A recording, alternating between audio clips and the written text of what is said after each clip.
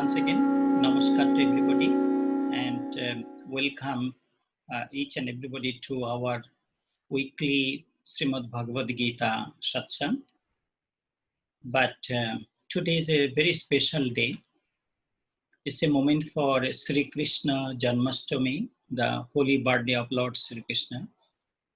Some temple they celebrating today, and we'll be celebrating tomorrow exactly at 6:30 p.m. we'll be starting. But many temples they are celebrating today also. So it's a very good opportunity for us to sit at this evening in discussing of the Srimad Bhagavad Gita, the divine message of Lord Sri Krishna. And what could be the better opportunity for all of us to sit this evening to listen the wonderful words of the Lord. We all know that according to the philosophy of Srimad Bhagavad Gita, that whenever needed, God come to this world in different forms and different kind of time He comes. And we strongly believe Lord Sri Krishna is the God Himself came to the soil of India. He was born at Mathura, the city of Mathura, in the state of Uttar Pradesh, near to Delhi. And he spent his childhood days in the Mathura and Vrindavan, which we call Brijbhumi, the holy land of Vrindavan, around 80 kilometers of area. And from there, he moved at the age of 12 or 13, he moved all the way to Dwarka in the western part of India, in the Gujarat state. And finally, we see his full appearance at the battleground of Kurukshetra, where we are discussing right now. So whenever we talk of the Lord Krishna, two things we remember. One, his childhood days, all the that Bal Leela or childhood's Leelas or the plays, sports he did. The other one is the delivering these immortal teachings of Srimad Bhagavad Gita, which I think all over India, all over beyond India, all over the world, people are studying Bhagavad Gita. They taking its message applying at their daily life too.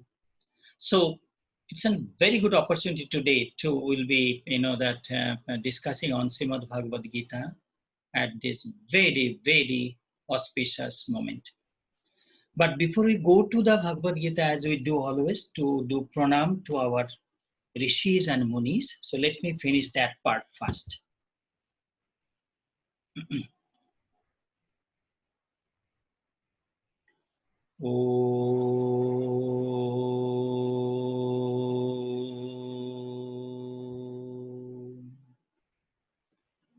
Narayanam namaskritya naram chaiva narottamam devim saraswatim chaiva tato jayo mudiraye vyasaya vishnurupaya vyasarupaya vishnave namo vai brahmo vidhaye vasishtaya namo namaha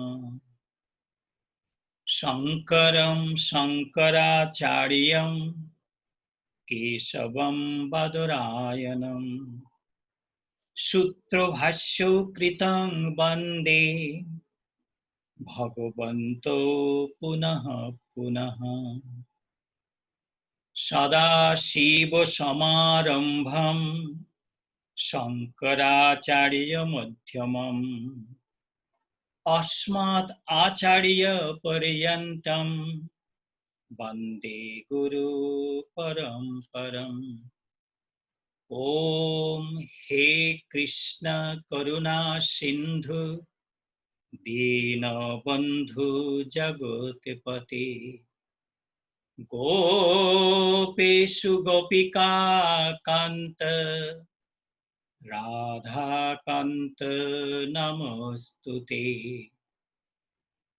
Om Guru Brahma Guru Vishnu Guru Devo Maheshwara Guru Sakshat Parabrahma Tasmai Shri Gurave Namo Namaha. Om Namo Sri Bhagavate Vasudevaya Sri Krishnaya Namo Namaha. Om Namaha Sri Gurave Namo Namaha. As we have been going through the chapter 2, last, I think, 3 or 4 lectures, I think 3 lectures we did on chapter 2 of the Bhagavad Gita. And if you remember, the first portion of the chapter 2, Lord Krishna tried to encourage Arjuna, inspire Arjuna to get involved and to complete his. And then second part of the Srimad Bhagavad Gita, we discuss on very beautiful topic. You see, it was a unique topic about the immortal nature of Atma or soul. And then last sitting or last session, we discussed about the reminding Arjuna about his Swadharma. Reminding Arjuna, Lord Krishna was reminding Arjuna that what was his Swadharma, what was his duties and responsibilities, and how Lord Krishna inspired Arjuna that to focus his mind, everything to complete what he had to do. Today, we'll be completing chapter 2. This will be the last discourse on chapter 2, which was named as Shankha Yoga or Yoga of Knowledge. It's a very beautiful topic again, and you could see all these things are going on at the battleground. We all know that a battleground is not a place to discuss on the spiritual aspect of life, because a battleground is a battleground. Soldiers and warriors and commanders and all those are being there involved. They are very much busy in that in the battle, and there is little opportunity to get involved in discussing on the spiritual aspect of life. But what is we see in this battle in this Srimad Bhagavad Gita, Lord Krishna took this opportunity to deliver these immortal lessons to this world. And it will remain as it is. It will be inspiring generation after generation. It will be inspiring the people of this world how to motivate their life, how to guide their life, how to lead their life to the right direction, so that at the end of this long journey of life, they can taste divinity, they can feel the touch of the God, they could see that Bhagavan Sri Krishna, Lord Sri Krishna dwelling at their heart, holding that flute in his hand, and they could attain self-realization, which is the ultimate goal of life. Srimad Bhagavad Gita is a Dharma Shastra, it's a spiritual book, but then again, that the teachings of Bhagavad Gita could be used at any field if you want to use, because it will be inspiring all kind of people. It will be inspiring monks, it will be inspiring general devotees, regular employees, workers, the executives, office executives, business people, farmers, and educationists, all kind of people, they could be inspired. They could get their source of inspiration. They could get the lessons. They could get the guide from this Bhagavad Gita. It's such a beautiful scripture. And as we study continuously, it's like juice coming out. You will see that if you remember that at the very first day, I mentioned that please keep your patience and let us do this journey togetherly. And when we'll be finishing this journey after ending the chapter 18, it will be a little bit longer journey, but at the end you will feel that you did at this moment, when this turmoil going on around the world, when people are still confused, and you will feel so good, so happy, so divine, and you will find out a new meaning of life, and you will find out you will be discovering a new world of life, a unique, very beautiful, which you never thought it could be discovered this way. And you will be very thankful to the Bharat Sevashram Sangha to organize these sessions of lectures on Srimad Bhagavad Gita. So please keep little patience, and because please try not to miss any session, because it's a continuation. Otherwise, you'll be missing a wonderful discourse. So our topic today will be the how we can recognize a person who attained the self-realization, or who attain the divine consciousness, or a steady-minded person. In Sanskrit, it calls Sthita Prajna. It's the last portion of chapter 2. And you could see how Lord Krishna changing Arjuna's mood also. Initially he inspired, then he talked about the immortal nature of the soul, then he reminded Arjuna about his duties and responsibilities, and now Lord Krishna went to deep into this, is talks in the regarding the how we can recognize a person is a who attain divine consciousness. So another completely different topic the way we were discussing. So this is the verse number, we're starting today from the verse number 54. And this is Arjuna opening today's discourse. Arjuna, we all know that he was the first disciple or first student of the Bhagavad Gita. He was so fortunate, he was so lucky. His fortune had no end, because it was his guru, his master, his teacher, Lord, the God of this world, who himself was teaching these immortal lessons of the Bhagavad Gita to Arjuna. So it is Arjuna opened this topic to all of us, for all of us, and let me see what Arjuna asking to the Lord. Because if you remember that Lord Krishna is telling that Arjuna, try to work happiness, sorrow, joy, victory and defeat, whatsoever come in life, try to remain same, accept everything as a blessings of the Lord, and you focus your mind to complete your job. So, thinking Arjuna that Lord Krishna might be talking somebody very different from a regular people, so Arjuna asking this question to the Lord. With folding hand, he has still tears in his eyes. His bows and arrows he kept one side, and he's still kneeling down at the feet of the Krishna. So with folded hand, with very hungry, spiritually hungry Arjuna, tears in his eyes, very anxious to know, he asked this question to the lotus feet of the Bhagavan Sri Krishna. Arjuna asked, I'm reading for you, verse number 54. Arjuna uvacha स्थितप्रज्ञस्य का भाषा समाधिस्तस्य केशव स्थितधिः किं प्रभाषेत किमासीत व्रजेत किम्. I read again.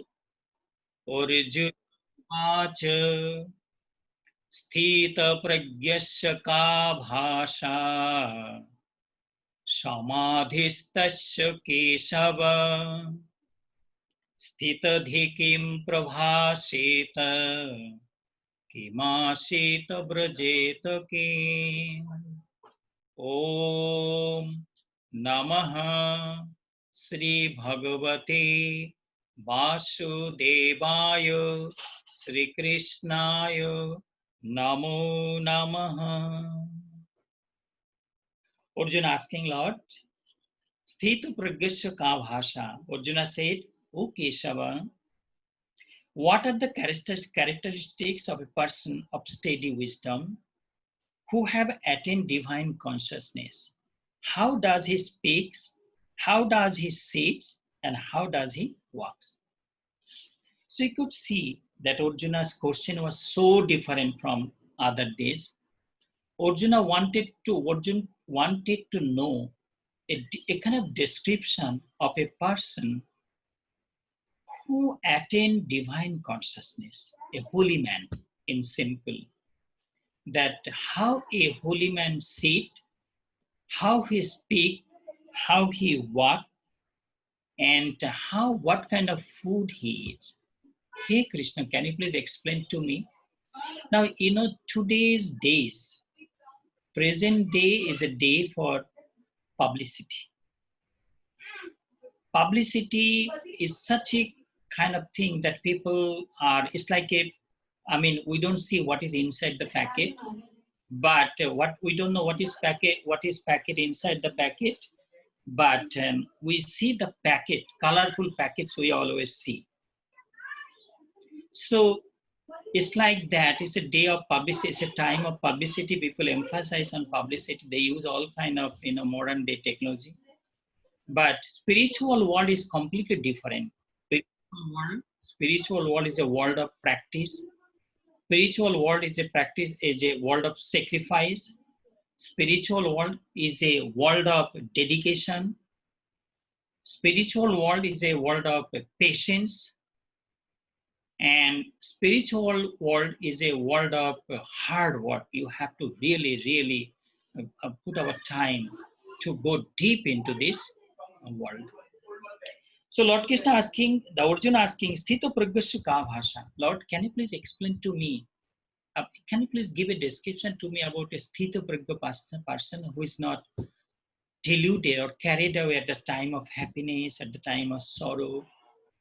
Can you tell me in detail the person who remains same at the time of joy, tension, turmoil in life? How he walks, how he sits, what kind of food he eats, and how he speaks. Giving an example to all of you, since I sit in the temple, and the time from the last March to today is a time of tension, and people feeling kind of insecure,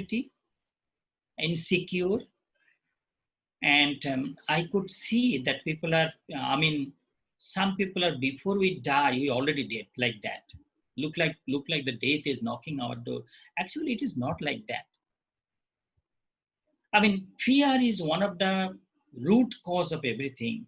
We have to be nirbhay, mabhoy. That is one of the strong messages of the Vedanta philosophy, mabhoy. Don't be afraid that way.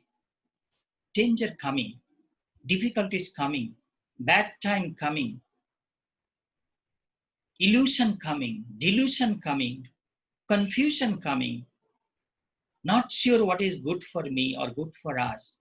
But then again, with patience, with fortitude, with good intellect, with wisdom, with good analyzation, we can get out of that problem and move forward. And that is why Upanishad proclaimed Mabhoi. Don't be afraid of anything, because life is a long journey.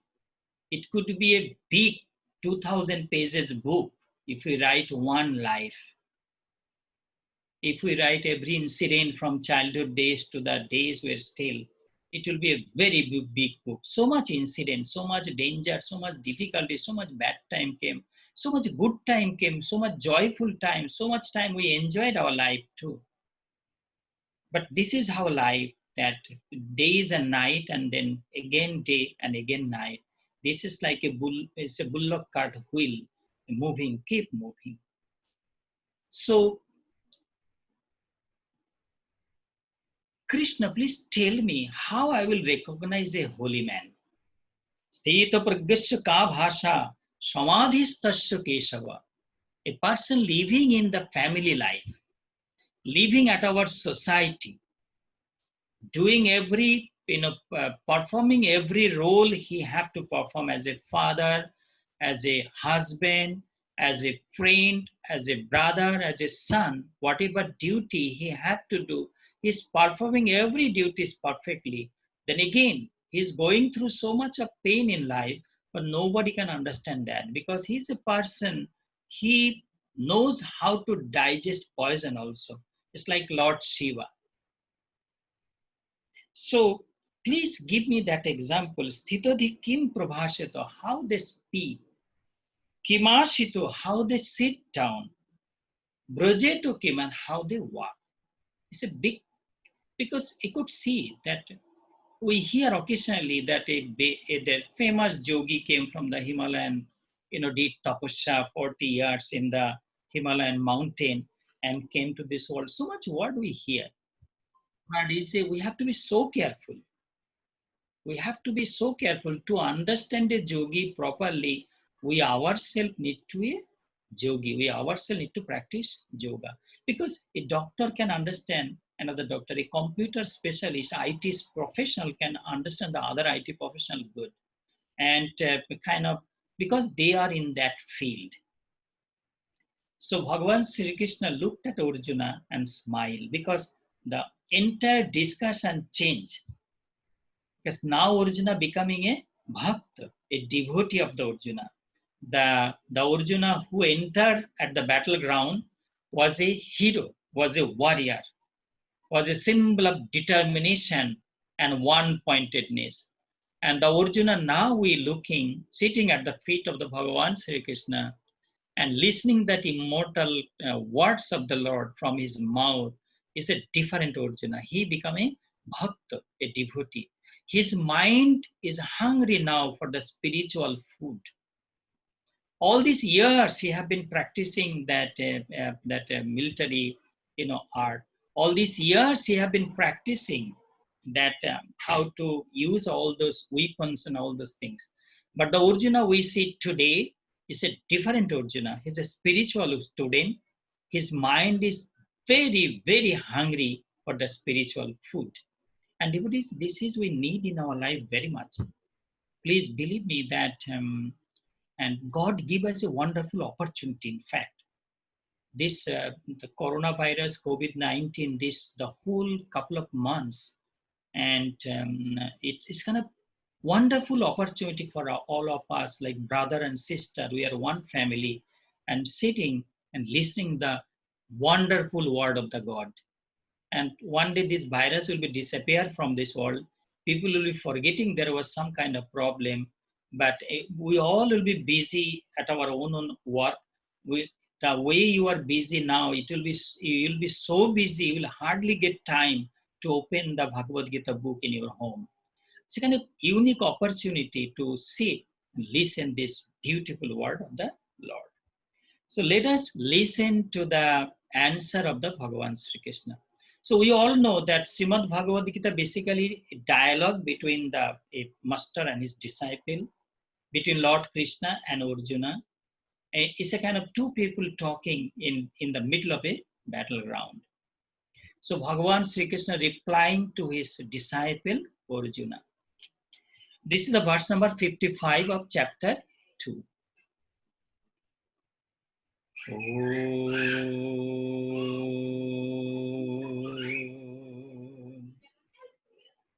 Shri Bhagavanubach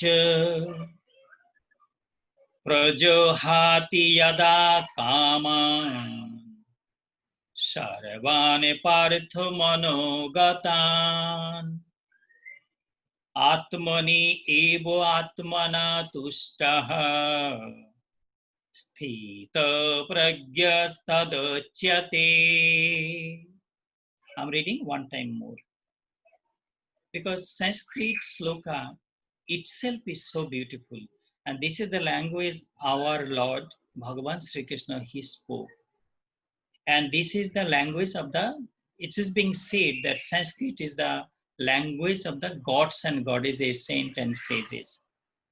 So it will be, even if we do not understand, just listening to the Sanskrit language and the verses and the hymns and prayers in this language itself bring lots of good to us. So I read again. Sri Bhagavan Uvacha Prajahati Yada Kaman Sarvane Partha Manogatan Atmanyev Atmana Tushtaha Sthita Pragyastadachyate Om Namaha Sri Bhagavate Vasudevaya Sri Krishnaya Namo Namaha. That's the answer of the Lord. Sri Bhagavan Uvacha. The Lord said, O Partha, when a self-contented person or a noble soul who enjoys divine peace within abandons all kinds of desires of his mind, then and then only he is being known as a person of steady wisdom. So that was the simple meaning of this verse. So Sri Bhagavan Uvacha, you could see the Lord himself speaking to his disciple. And this is a big difference to the many scriptures and many faiths. Because here in this, the holy book of Srimad Bhagavad Gita, speaker is the Lord, the Father of this world, the source of this world, the root of this world, the creator of this world, that almighty Lord, that all infinite Lord, all powerful Lord, that omniscient, omnipresent Lord, himself talking to his disciple. Sri Bhagavan Uvacha. Sri is the beauty, prosperity, and the wisdom. And that is why you put Sri Bhagavan, Sri Rama, Sri Krishna, Sri Sri Guruji Maharaj. So Sri Bhagavan, Bhagavan in whom all beauty, all power, all knowledge, all wisdom exist, he is Bhagavan. So Sri Bhagavan Uvacho, the Lord said to Arjuna, Prajahati yada kaman, sarvan partha managatan. O Parth, O son of Mother Kunti, Prajahati yada kaman, someone who can abandon all kind of desires from the mind. It's a very big word. Desire is the root cause of this samsara. Desire is the expectation, wishes, our dream, our imagination. We wish and we hanker of so much thing in life. And here Lord Krishna says, Prajahati yada kaman sarvan partha manogatan. Someone who could abandon or give up all hankerings of the mind. So it's a topic, it's a very serious topic also. And you could ask question that, Swamiji, is it possible to give up all kind of desire from the mind? So, there's a beautiful song, I think the Kabira sing. Jaha kam taha nehi ram, jaha ram taha nehi kam. Jaha ram taha nehi kam, jaha kam taha nehi ram. दोनों एक रहे नहीं सकते, रवि रजनी एक ठाम, जहाँ काम तहाँ नहीं राम, जहाँ काम तहाँ नहीं राम, जहाँ काम तहाँ नहीं Ram. When our mind calm means our wishes, our desire, our hankering. When our mind is filled up with hundreds and hundreds of wishes and hankerings, where is the room for Lord Rama there? So jaha kam taha nahi ram. But then other way, the Lord, this song going on, jaha ram taha nahi kam. Then how long I will be fighting to decrease the size of number of expectation which is dwelling in my mind?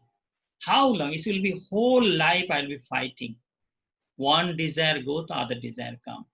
But then if we focus our mind at the Sri Charan Kamal, at the lotus feet of the Lord, if we can close our eyes, sit down at a corner of our home and look inside, and if we could see that in that beautiful appearance of the Bhagavan Sri Krishna dwelling at the altar of our heart, with his beautiful, decoration, the Ma Jashoda decorated him, dressed him such a unique way. And when I close him, I could see him that Krishna is there playing his magical flute, calling my name. As soon as we can do that, all desire is automatically gone, because jaha ram taha nahi kam. Where God is there, no desire, no hankering, no wishes can exist there. दोनों एक रह नहीं सकते. These two, Robi Rajani ek tham. The day and night cannot exist together. One have to disappear. But usually what we do, we filled up our mind with kama, means wishes and hankering, so much, including me also. I'm not telling you, I'm not telling any personal individual being, I'm telling myself also, that there are so many wishes. We are still waiting. As soon as this coronavirus disappear, we'll be jumping outside and try to fulfill our pending wishes. All the wishes I could not finish yet, I'll be jumping there. So, jaha kam taha nahi ram. If we can think that beautiful appearance of the Mother Durga with his 10 hands, which is beautiful appearance, Ma Durga with his all wonders, 10 hands, and with the Lakshmi, Saraswati, Kartika, Ganesh. Or if we can think of that beautiful appearance of the Mother of this universe, Jagat Janani Mahakali. Or even at this auspicious moment of Sri Krishna Janmashtami, if we can think of that at the altar of my heart, Radha Krishna is dwelling there, both Radha and Krishna, Prema and Bhakti, the Bhakti and Jnana, Radha, Prema, Krishna, Jnana. So Jnana and Prema, both is dwelling at my heart. It will be such a wonderful opportunity. So if we can think that way, no karma can penetrate there. Jaha Ram taha nehi kam. So wherever Lord Rama or wherever Lord Krishna, wherever the existence of God, then no karma can exist there. So Prajahati Jada Kaman Sarvan Partho Manogatan. He Parth, O Kunti Putra, O son of Mother Kunti, someone who can remove all these unnecessary hankerings which is killing or taking away our beauty. You remember that particular verse we always sing? Bhoga na bhukta, boyomevo bhukta. Bhoga na bhukta, boyomevo bhukta. We thinking we are enjoying the subject of enjoyment or matter of enjoyment or material of enjoyment. We thinking bhogana bhukta boyomebut bhukta. I'm thinking I am enjoying, but basically I am not enjoying. The subject of enjoyment enjoying me. I'm getting old. My senses are become weak. By continuously enjoyment, I'm weakening my own self, my all the senses organ, the eyes, the ears, the tongue, the mouth, the nose, the nostril, everything becoming weak. So bhogana bhukta, boyomevu bhukta. It is we are being enjoyed by the subject of enjoyment, not we are enjoying the subject. It's a very tricky thing. So yada kaman sarvan partho manogatan atmani atmana tushtu is very good. Atmani evo atmana tushtu. Someone who is contented, that self-contented person who find out peace, divinity, eternity, the divine light, that supreme peace, the complete satisfaction, who discover it in his own self, in his own mind. Because we all know that sometimes in outer world, in the life, in the sansar, we blame each other because he is the cause of my sorrow. He is taking away all my peace of my mind. No. Nobody can taking away your mind, because it is your very personal thing. Nobody can take it from you. It says self-content, self-satisfaction. You are experiencing supreme peace deep into your own heart. Atmani eva atmana tushtu, satisfied in himself or herself. Is this satisfaction not coming from outside? Is this satisfaction did not develop with the contact between the senses and its object? No. It has it has no relation with the object. It is this satisfaction, this peace, this contentment is coming, developing deep from our own mind because of the practice of quiet meditation, practice of thinking that beauties or glories and wonders of the Lord, by continuous thoughts of the God, by continuous meditation on the divine appearance of the Lord, by continuous dream, thoughts, imagination, study of the beauties of the Lord. It changes my life so I could find out peace in myself. I don't need somebody to make me happy. So Atmani evo atmana tushtaha sthita praggas tadachyate. That is the first answer Lord gave to Arjuna. That he, Arjuna, the Lord said, O Partha, when a self-contented person or a noble soul who enjoys divine peace within abandons all kinds of desire of his mind, then and then only he is being known as a person of steady wisdom. It's not so easy because these are the rare people. They might be living with you at your home. They might be living around you, but sometimes we are unable to discover their beauty. So that is how Lord Krishna started this discussion. And let me take you to the verse number 56. I'm sorry. I'm taking you to the verse number 56 of chapter 2. Lord Krishna giving the description of a person of steady wisdom. Sthita pragya. Verse number 56 of chapter 2, Sangha Yoga. Dukkeshu anudigna manaha Sukeshu vigata spriha Vitarag bhaya krodha Sthita dhir munir uchyate Dukkeshu anudigna manaha Sukeshu vigata spriha Vitarag bhaya krodha Sthita dhir munir uchyate. Om Namaha Sri Bhagavate Vasudevaya Sri Krishnaya Namo Namaha. Om Krishna, Om Krishna, Om Krishna, Om Krishna, Om Krishna, Krishna, Krishna, Krishna. Bhagavan Sri Krishna gave the description of a person of steady wisdom to Arjuna. Lord Krishna says, he is a person of divine consciousness who is not perturbed at the time of sorrow, who is not carried away at the time of happiness. He is known to be a saint who is free from passion, anger, and fear. I read again.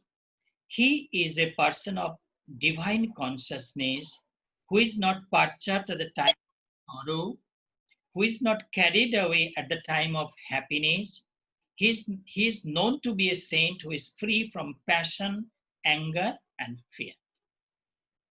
Dukkheshu anudigno manaha, not perturbed, not disturbed, not, not broke down at the time of sadness or sorrow. Now, what is sadness? We all know what is sadness because you hardly will get anybody in this world who never experienced sadness in life.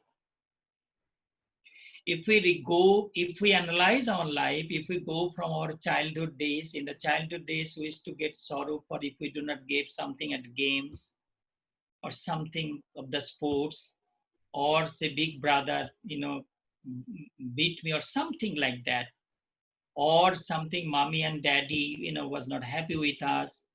They were mad with us, so we get sadness. And then we go to the school, if the result do not come, that with the expectation you expected the result of your exam, if it is not good, you get, you are sorrowful. Then the job coming, you get married, and then so much of patience and sacrifice, and you have to give up so much things to adjust. Two people will be living in one home the throughout the whole life, because we all know when two bamboo in one garden, they always make noise. When two bracelet in one lady hand is always making noise.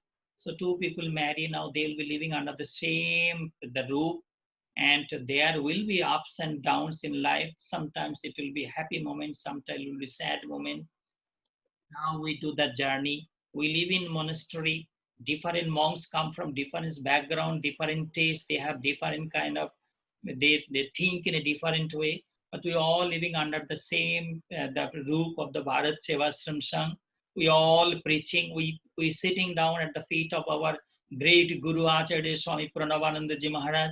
We reciting the same mantra. All the monks, around 600 monks, at 7:30 p.m. everywhere in the world, we sitting at the feet of the Guru and praying Akhanda Mandala Karam, Vyaptam Yena Characharam, Tatpadam Darshitam Yena Tasmai Sri Gurave Namaha. Jnana Shakti Samarudho, Tattumala Vibhushita, Bhukti Mukti Pradata Cha, Tasmai Sri Gurave Namaha. One organization, one Guru, one philosophy. But we came all from different backgrounds. It happened, your children, you have two children or three children, whatsoever. Same parent, they are born of the same parent, but the two of them is they have different taste. They born with their sanskara. They born with their own nature, and they will go to the same direction they wanted to go. We can't help. Sometimes parents are so helpless because we live in monastery. People always coming to us and narrating there. So dukkheshu, this sadness is the inseparable part from our life. Nobody can escape that. Nobody can say that I did not experience some kind of sadness in life. But then, usually, when sadness comes, we are very sorrowful. We cry, we wipe the tears from our eyes, we pray to the God, we try to share our sadness to our friends and somebody very close to us. And so we break down, mentally, psychologically. We sometimes go to a psychiatrist because we are sad, and our health also is being affected because of the sadness. We could see the eyesight becoming little dark because we're going through the bad period of time. You cannot concentrate your mind somewhere. So, but then Lord Krishna say, Arjuna, he is a person of divine consciousness. He is a person of sthita pragya.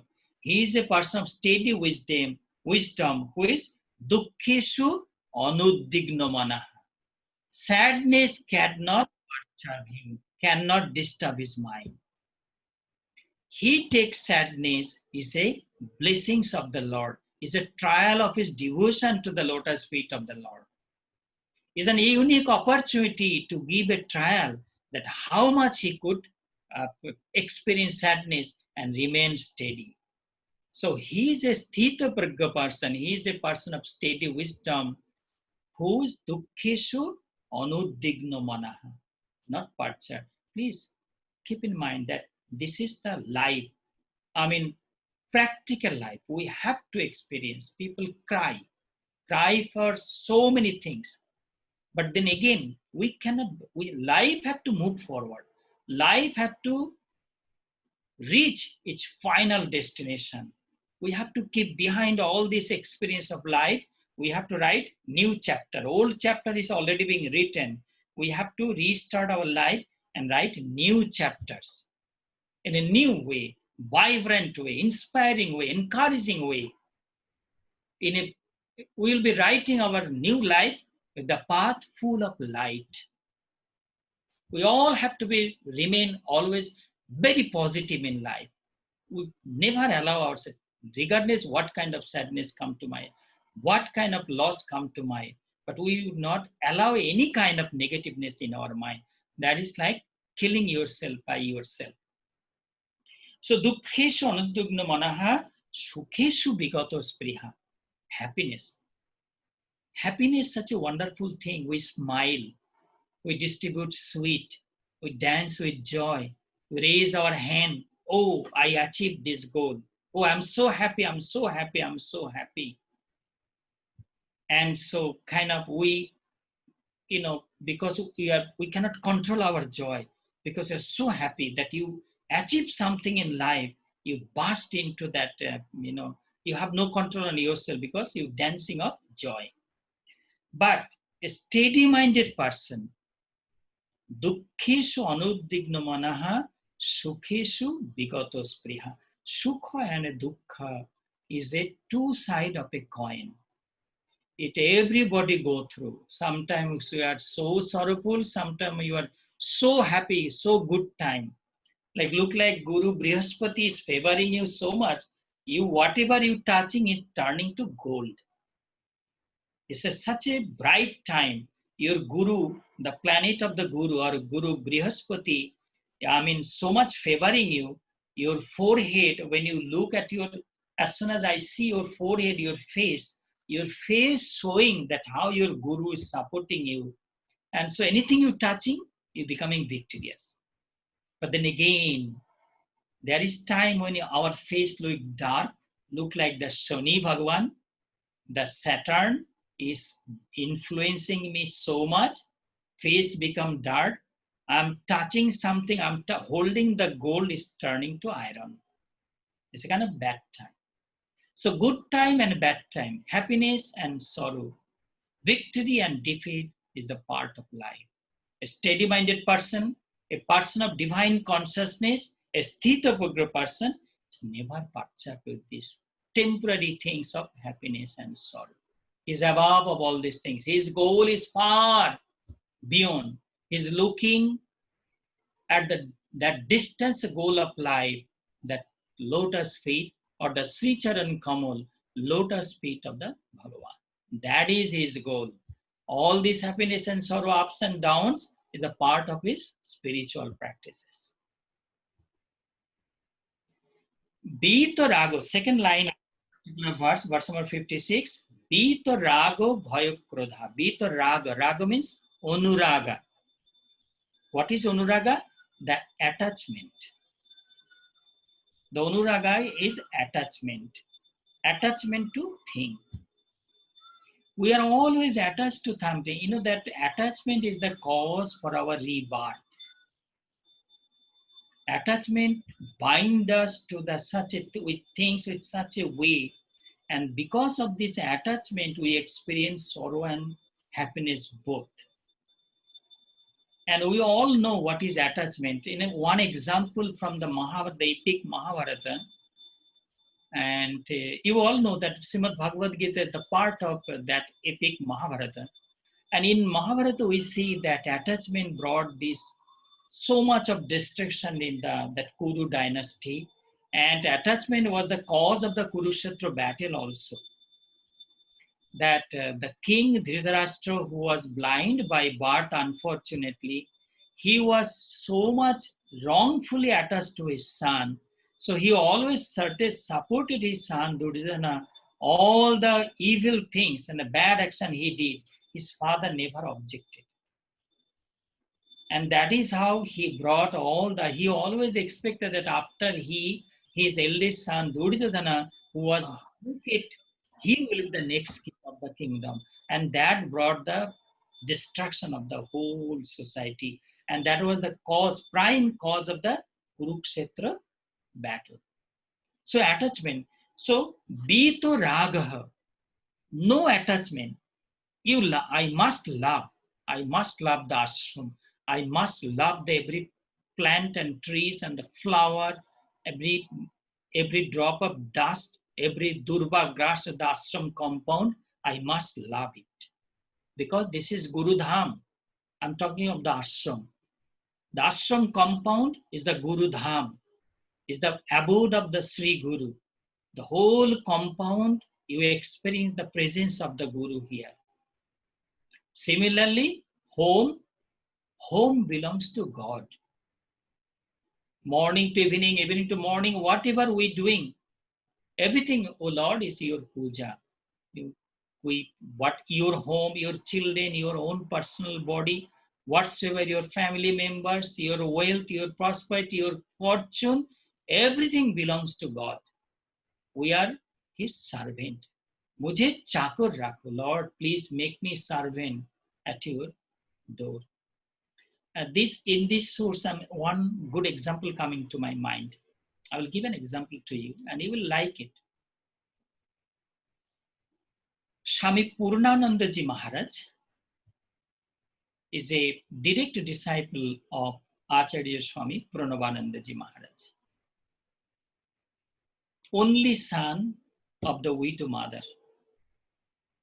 A student of the Calcutta University of those days in 1925-94. You could imagine a graduate from Calcutta University, how it was valuable.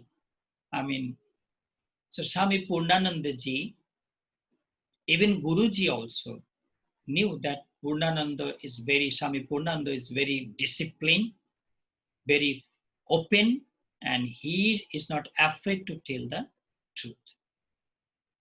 So now same Swami Purnanandaji came as a missionary to the Caribbean island. In 1950s, I'm talking the story. They travel from the Bombay to the ship, not the, how nowadays we take a Air India flight and fly directly from Delhi to JFK Airport in New York. No, those days they used to travel by the ship. So they took the boat, big boat from the Bombay seaport, and they traveled to the Mauritius island. They stopped at the Durban in South Africa. You could imagine that coming by boat from the Bombay to Madagascar to all the way to the Mauritius. Then when going down to the South Africa, so Cape of Cameroon, that side from the Cape Town, from that area, and there was a stoppage in the Durban in South Africa, and from there they journeyed to cross the Atlantic Ocean. All the way they traveled from, and they landed in the port of Spain, the kind of port at the Trinidad Island. Trinidad is a beautiful island. It's like a queen of the Caribbean countries. Very rich, beautiful, sugarcane plantation, the gas and the oil production. Two healthy kids. You have no idea how lucky you are. So, Swamiji spent almost 25 to 30 years in Caribbean preaching the unique messages of the Bhagavad Gita, because Bhagavad Gita was very unknown to the people in Caribbean. When they traveled from India, they brought Sri Ramcharitmanas with them. Because Bhagavad Gita written in Sanskrit language, and it's a philosophy, high philosophy. To understand Bhagavad Gita, we need to practice purity of our body, mind, and soul. To go deep into the meaning of the Bhagavad Gita, is really we need lots of preparation. So Swamiji began to preach the message of the Bhagavad Gita, one corner to the other corner of the Caribbean islands. And I'm ending this way, that how here we say that we praying to the Lord Krishna's feet, oh Lord, please make me a servant at the door of your home, at your divine kingdom. So Swami Purnananda is writing that, hey Gurudev, because his Swami Pranavandaji was his Guru, hey Gurudev, I tried my best to serve you in this human birth. If you think that I'm not going to get another human birth, I'm not so fortunate. So please make me a bird. I will sit at a branch of a tree at your ashram and I will be singing your wonderful glories. That is how we need to be bhakta.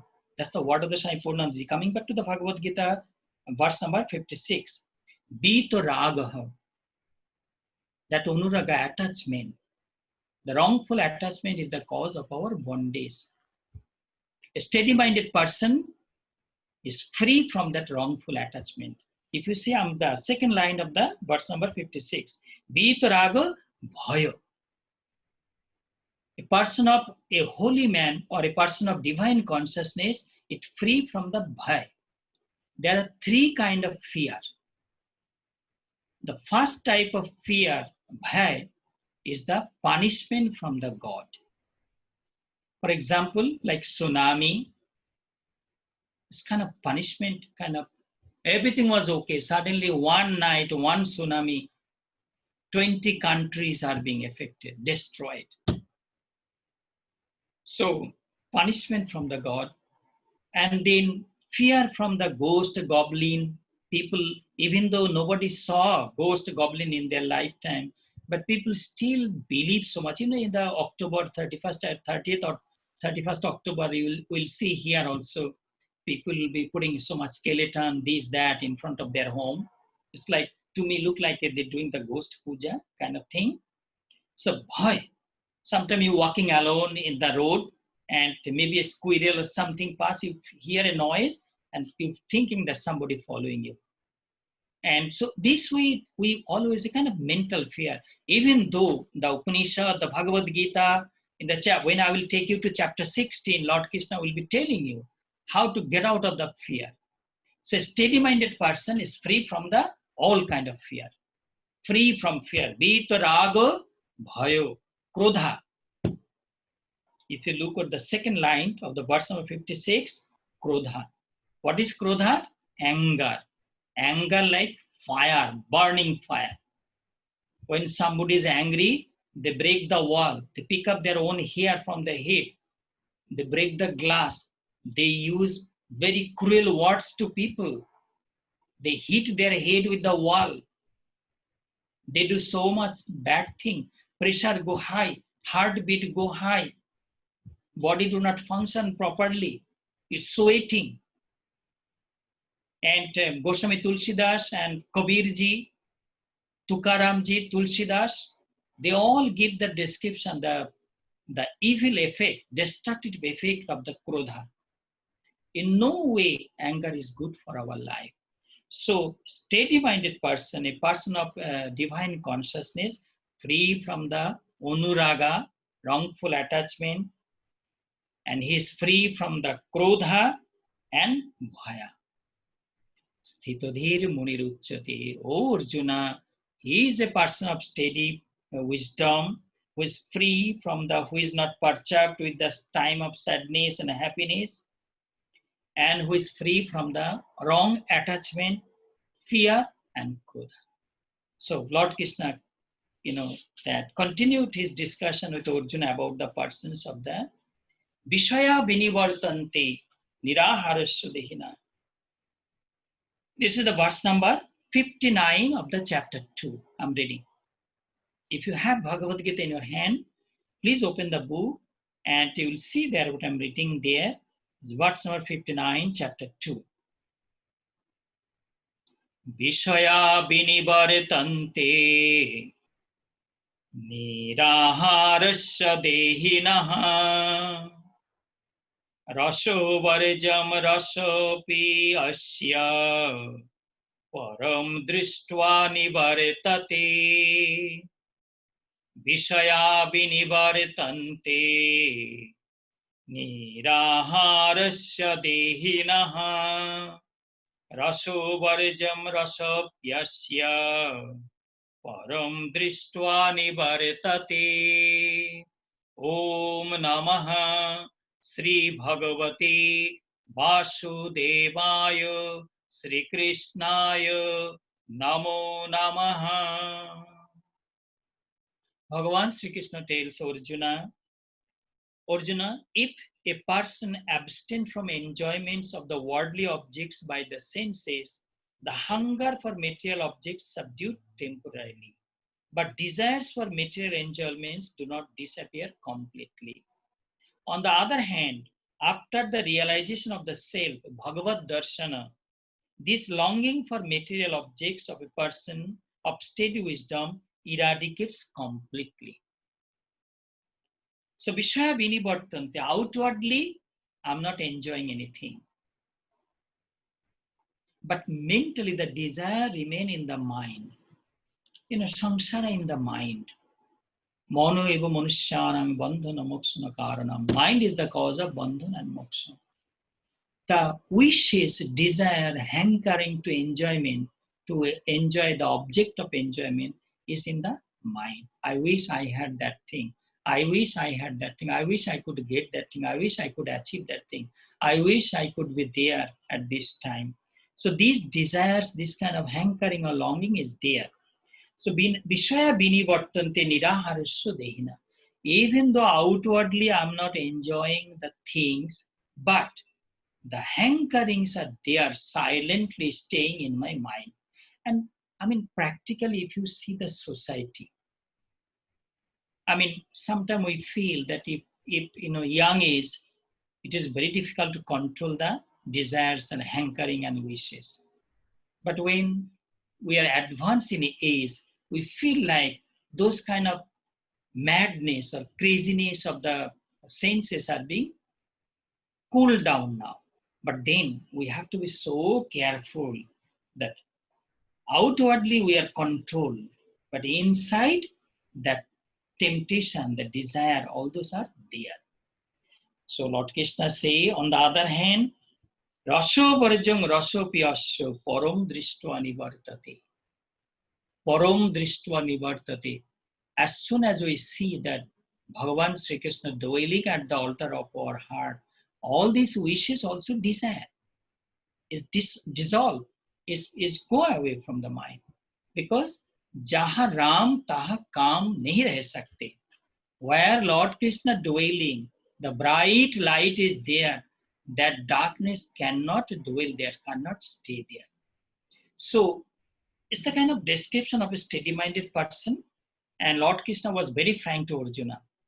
And if you could see that it is very frank, the way he's speaking to Arjuna, he's nothing hiding, he's hiding nothing, and trying to explain to Arjuna properly so that Arjuna could understand everything properly, and then he could choose his path, what he wanted to follow. So this way, Lord Krishna continued to express his kind of explanation of the steady-minded person. I take you to the verse number. It should be the verse. Yes, these two verses are very important for all of us. You will see how these two verses, Lord, it is so important in life. This is the verse number I'm reading, verse number 62 and 63. Please open your book and see it, and you will be wonderful too. You'll be surprised to see what Lord Krishna said to Arjuna. So verse number 62 and 63 of chapter 2, Sangha Yoga.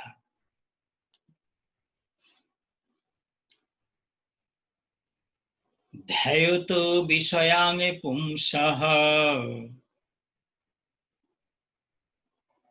Sangasteshu Pujayate Sangat Sanjayati Kamaha Kamat Krodho Vijayate Krodhat Bhavati Sammoha Sammohat Smriti Vibhramaha Smriti Bhrungshat Buddhi Nasha Buddhi Nashat Pranasyati. Let me read one time more. Dhayoto Vishayange Pumsaha Sangasteshu Pujayate Sangat Sanjayate Kamaha कामात् क्रोधो विजायते क्रोधाद् भवति सम्मोहः सम्मोहात् स्मृतिविभ्रमः स्मृतिभ्रंशात् बुद्धिनाश बुद्धिनाशात् प्रणश्यति ओम नमः श्री भगवते वासुदेवाय श्री कृष्णाय नमो नमः.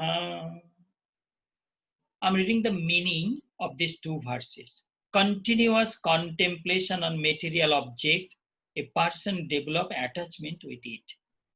From attachment, there develops hankerings to get those things. When some obstruction appear there to get those objects, anger develops in mind. From anger comes delusion, and delusion destroys the lesson of life. After the destruction of lesson of life comes destruction of wisdom. And then finally, after the ruin of wisdom comes complete uselessness or complete destruction. This is the result of a kind of desire. You know, you could see sometimes, I remember one incident and parent was crying that they were trying to stop their daughter from doing something. And you know, she is not ready to listen, and the parent was so experienced of the life, they know that what is coming, and they love their, you know, child more than anything else in this world. That was the apple of the eye of their, that was their soul. But you know, daughter was not ready to listen, or son was not ready to listen, because they think mom and dad, what they're telling, they're not right. And that is how we could see here that dhayate vishayam pumso, continuous thoughts of a subject. Sometimes you see that you don't need that thing. But then the desire developing, continuous thinking, dhayata vishayam pumsa, continuous meditation, continuous thoughts of an object. Pumsa sangaste supujayate. We develop a kind of attachment with that object. Say, for example, I'm thinking I need a Mercedes car. See, I'm just giving an example. You have 2-3 car in your home already.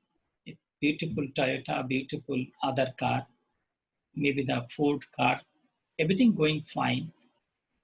And then, but the capacity, financial situation, and the earning, and thinking of the children education is not possible to buy that. But you continuously thinking and continuous thoughts of that object, even though maybe your family also telling that, well, dad, maybe it's not the time to, you know, maybe later on when everything will go, when we will be earning, we together will buy.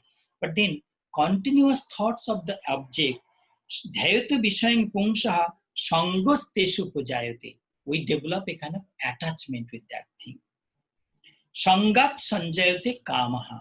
And when some kind of obstruction coming, somebody trying to stop it, us to attain or achieve that thing.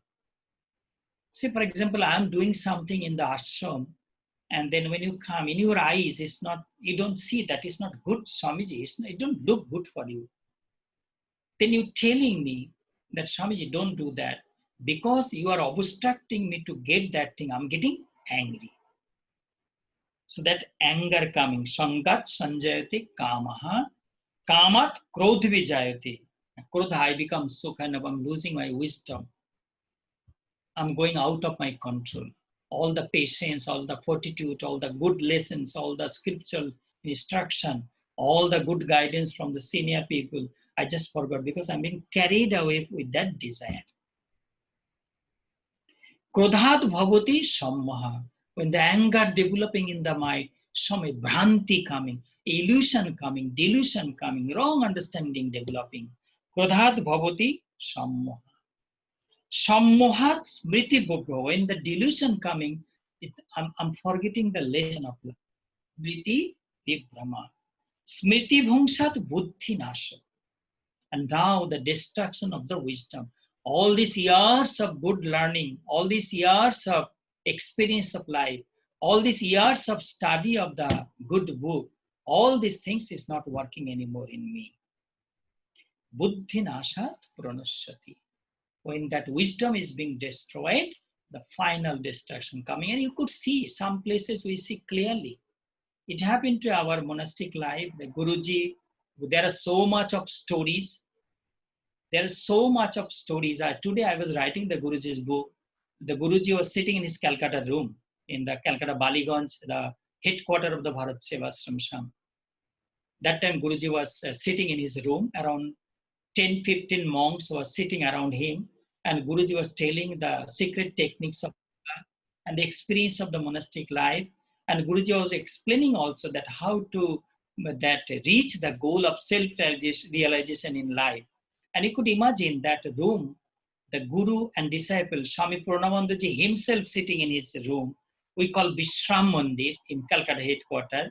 If you go sometime in Calcutta headquarters, you will see as soon as go upstairs, right side room, Guruji used to live there. So Guruji was sitting at his asana, like when they are looking at the Guruji's face, you could imagine that curly, that matted hair, and that holding that Trishul Rudraksh garland, and that bright face, and the little dark loom, an earthen lamp is there.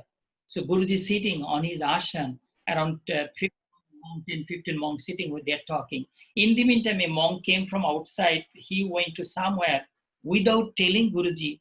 5 days he gone somewhere. He brought a jackfruit, katar. And Guruji, he said that, Guruji, I brought it for you from the, kind of Sri Rampur or somewhere. And Guruji was looking at him because his eyes, without telling him, breaking the discipline of the organization, he disappeared 5 days out of ashram. And now he's trying to please him with bringing a jackfruit from somewhere. And Guruji looking at him. By looking at him, when he was looking Guruji at that Swami, he tried to look like a Rudra, Shiva, not a Raj. He's breaking the discipline of the system. And he tried to run away from there, and he fell down. And when he fell down, then Guruji smiled. And then all monks smiled. Then that environment, atmosphere changed. So everybody, even the monk who disappeared, he also came inside, fell down at the feet of Guruji. And together, we could imagine Guruji smiling, all the 10-15 monks smiling. And the monk who was guilty, he's also smiling. The whole atmosphere changed. So here we come back to our topic. So continuous thoughts of some kind of object, if it is harmful, and if we could allow our mind to think of it continuously, it can bring destruction to our life. That is why Lord Krishna said that Yukto Ashito Matparaha. This is a very beautiful small word. Yukto Ashito Matparaha. Arjuna, keep connected with me. And this is the main message of today's discourse of the Bhagavad Gita, that Yukto Ashito Matparaha. Remain connected with me. Like it's a kind of main switch. You remain connected there. Yukto Ashito Matparaha. Lord Krishna said that Arjuna, remain connected with me. We as a human being, that today I was reading in this, let me read for you. It's very beautiful. It is in the Vivek Chudamani, or it is in the Vivek Chudamani, very first sloka that Adi Shankaracharya writing. Because with getting an opportunity by getting a human birth, what Shankaracharya writing here, Durlabham trayom evaitad daivanugraha hetukam manusyatyam mumukshatya Mahapurusha Shastraya. Durlabham trayam evaita daivanugraha hetukam manusyatyam mumukshatya Mahapurusha Shastraya. These three things are very rare in this world. That is manusyatyam, to born as a human being. It's a gift of God, such a precious life. Mumukshatya, and we have a human body. And that hunger for the self-realization, hunger to know the God, hunger to feel the touch of the God, hunger to see the beautiful appearance of the Bhagavan Sri Krishna is not developing. If that develop, mumukshatya is very rare in life. And Mahapurusha Samastaya, company of the noble soul, also very rare. It's not so easy. So this is a kind of unique opportunity. We are doing the Mahapurusha Samvasara right now with the Gita study with this cup next maybe 2 months or 3 months, or when we'll be finishing, I'm not sure. But it's like we keeping connection with the Lord directly. Yukta Ashita Matparaha. Hey Arjuna, remain connected with me. So with that Gita study, every week we are connecting ourselves with that supreme soul, soul of the all soul, the Lord of the Lord, the Father of this world, Bhagavan Sri Krishna. And then this is one of the, almost we coming to the end of the chapter 2. This is the verse number 65 of chapter 2. Maybe I will be reading this one and another one I will complete. Verse number 65. Prasade sarvadukhanam anirasya pujayate prasanna chitaso yasu buddhi paryavatishthate. Prasade sarvadukhanam anirasya pujayate prasanna chitaso yasu buddhi paryavatishthate. Om Namaha Sri Bhagavate Vasudevaya Sri Krishnaya Namo Namaha. Lord Krishna tells Arjuna, when there is peace in mind, there is absence of all sorrows and all unhappiness. Intellect of the self-contented person soon becomes steady and focused on the divine Purusha. This is the definition of a steady-minded person. Lord Krishna says, Prasade sarva dukkhanam hanirasya pujayate. Prasad means atmo-tripti, self-satisfaction. Prasad. Self-satisfaction is the cause, is the root cause to remove all the sorrows from our mind. Prasade sarva dukkhanam hanirasya pujayate. With the self-satisfaction, atmo-tripti, it brings the destruction of the all kind of sorrows of life. Prasanna chetaso hyasu buddhi paryavatishthate. That is how Lord Krishna say, intellect of the self-contented person soon becomes steady and focus on the divine Purusha. So self-satisfaction, atmo-tripti, is one of the wonderful things in life to practice. And we all know what is self-satisfaction because it's coming from inside. This happiness, this joy, it is developing from inside. So let me read one more verse and then I will be completed today, the chapter 2. This is, I'm going all the way, that verse number 71 of the chapter 2. Verse number 72, with this verse, I'll be concluding today's discourse on the Bhagavad Gita. The Lord Krishna tells Arjuna,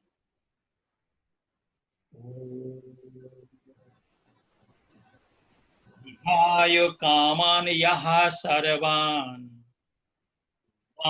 charati nispriha nirmamo nirahankaraha shanti modhigacchati.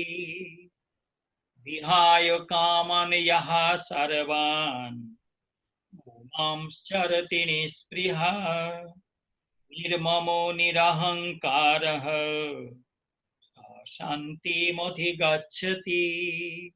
Om Namaha Sri Bhagavate Vasudevaya Sri Krishnaya Namo Namaha. Lord Krishna conclude the topic of the description of a steady-minded person or a person of steady wisdom. Verse, he says, Arjuna, a person who lives in this world abandoning desires, who shows no interest to material things, who is free from pride and detached, attain divine peace. Because the asha, hope and expectation, desire is the root cause of sorrow. I know that without desire we cannot do it. There have to be some kind of desire so that we could function properly. But then again, desire is the root cause of sorrow. Wishes are the root cause of sorrow. That is why Lord Krishna say here, Vihayo kamana yaha sarman umascharati nispreha. Because When I will be taking you to the chapter 18 in the Moksha Yoga, the last chapter of the Bhagavad Gita, Lord Krishna will be telling to how one can attain moksha. So Lord Krishna said that complete eradication of all kind of hankerings from our mind, except the wonderful appearance of the Lord. Then and then we'll understand that our time coming for the final realization of our life. But by then, it's a long road we'll be walking with this Bhagavad Gita teachings, because we are only chapter 2 now, and then we'll be next session, we'll be doing the law of action or the law of karma. I'll be taking the third chapter. That will be the law of action or the law of karma. Karma Yoga, I'll be taking you how we can reach God by performing our duties and activities. That will be discussing in the next week. So let me complete here. Isha Brahmi Sthiti Partha. O Partha, this is the way of the divine life. Nainang Prapo Jivimchati. Having attained it, one is not purchased. Sthitasya Antokaleopi. Such establishment in divine life, even at the hour of death, means union with the Lord. So that was the conclusion of the chapter 2 of the Bhagavad Gita. Om Tat Sat Iti Srimad Bhagavate Gitashu Upanishadsu Brahma Vidyayam Yoga Shastre Sri Krishna Arjuna Sangvade Shankha Yoga Namo Ditya Dhyayam Om Hari Om Hari Om Hari Om. With this, that's the last verse of the chapter 2. We completed today's discourse. But before I just stop here, just few words to you that quick summary of this whole thing.